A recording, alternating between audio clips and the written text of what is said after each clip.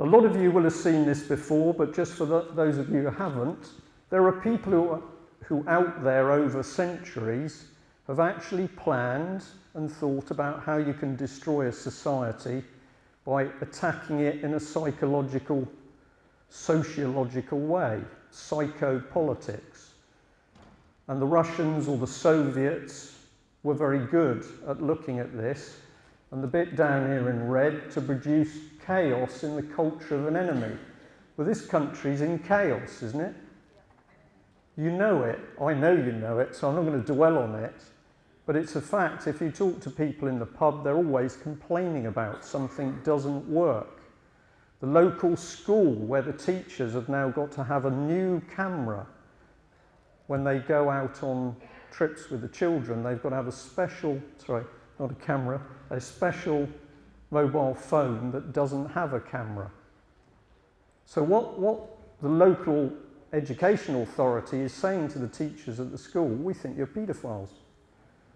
But the teachers are going to get that phone because they've been told to do it. And it's interesting what John said about saying no. So here we've got the sign of people who are prepared to attack us by doing nasty, devious things with our minds. We've got to know about the Frankfurt School, because this is one of the early schools in the 1920s where psychiatrists and psychologists came together to learn the techniques. What can we do to mess up people's minds? What did you do at work, darling?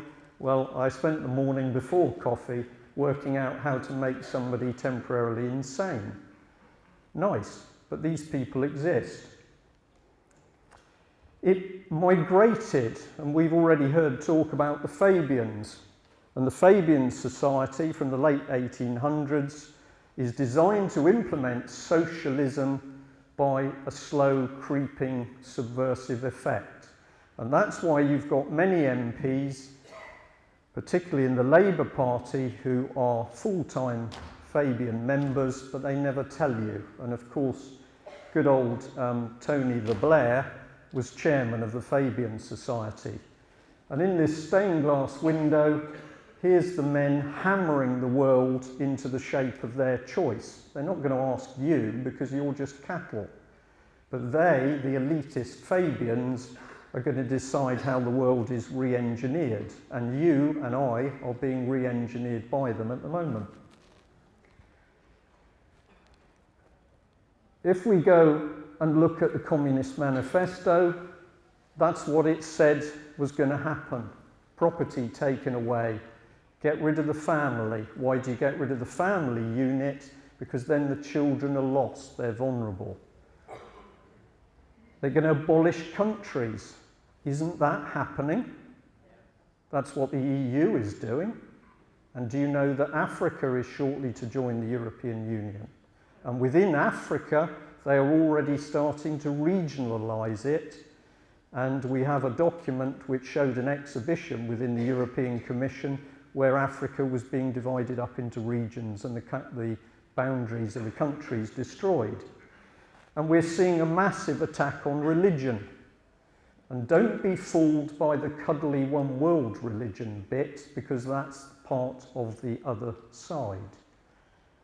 So when you see lots of happy, clappy people in the churches and they're all talking about cuddling all of the other denominations, be very careful, because that is the road towards the one world church, but it's not a church of Christ.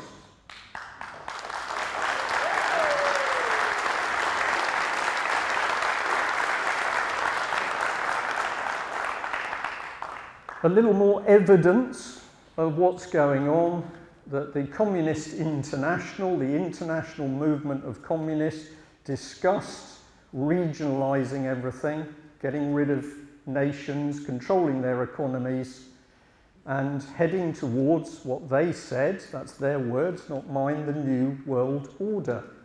And you've now heard Mr. Blair and Obama openly talking, and Bush, of course, talking about the New World Order, one world government.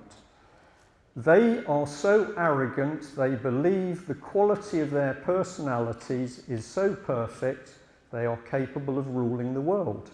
That's frightening. That's scary.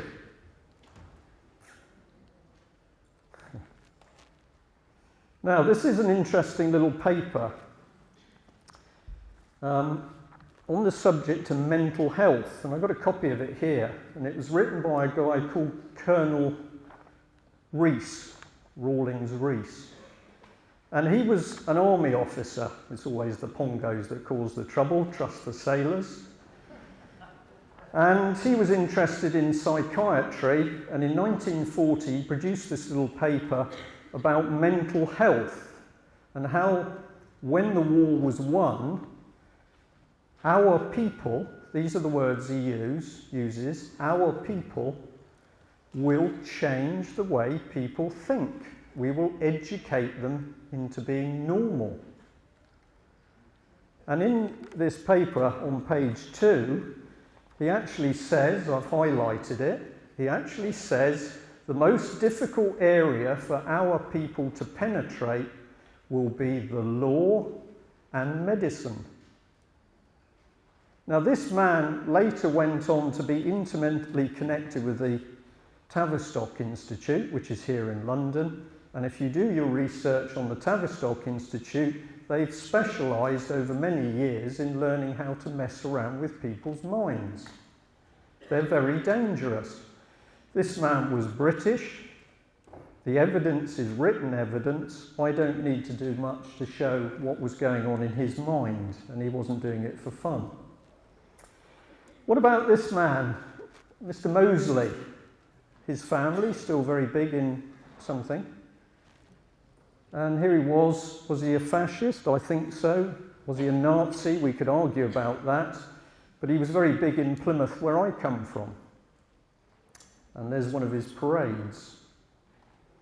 But this is interesting because this is a comment on Mr. Mosley the fascist by Michael Foot, a Labour MP, highly respected by some, and a socialist. And he describes Mosley as a wonderful rising star. But isn't that a bit strange that you've got a left-wing socialist describing a right-wing fascist as a wonderful person? And I'm just going to say to you, it's because they're all liars. They want you to believe there's left and right, and while your brain is hopping between the two, they drive through the policy in the middle. Now, this document should be blasted over all of the national papers, but it's never been seen in the national papers. It's real. Now, this was mentioned by Christopher Story this morning. It was written in 1942 by the Nazis, printed in Berlin, Europäische Wirtschaftsgemeinschaft, or something equivalent to that.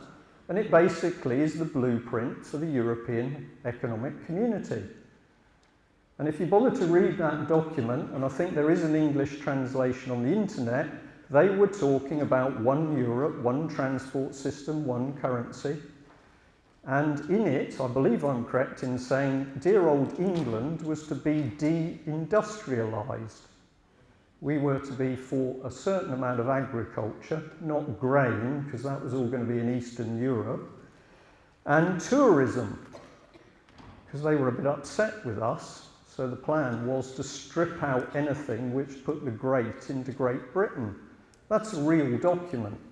They weren't playing. And if you go through the Nazi document and you look at what is happening to this country and has happened, everything's happened. But no newspaper will print it. It's very curious. Now, this is an interesting group of people, the Bilderbergers. How many of you heard about those? It's not associated with McDonald's. It should be. So the Bilderbergers, created just after the war, Prince Bernhard of the Netherlands, well, he was a great guy because he was a confirmed Nazi. He's the first chairman, and these people start to meet in secret. Nobody quite knows what they discuss, but it's obvious that they start to pull in more and more powerful people. But we don't know what they talk about because they use the Chatham House rule. Beaky, if he's a problem, just open the door and... That's the MI5, what do they call it? stooge. So the Bilderbergers, we know their roots are very close to fascism, and at the end of the war, the material emerging is showing us that the Nazis weren't quite flattened. A lot of them simply moved location, and they took a lot of the wealth with them. And we know that in Spain, South America, through Europe and also the United States, various parts of the empire continued to tick along, except it became a corporate vehicle.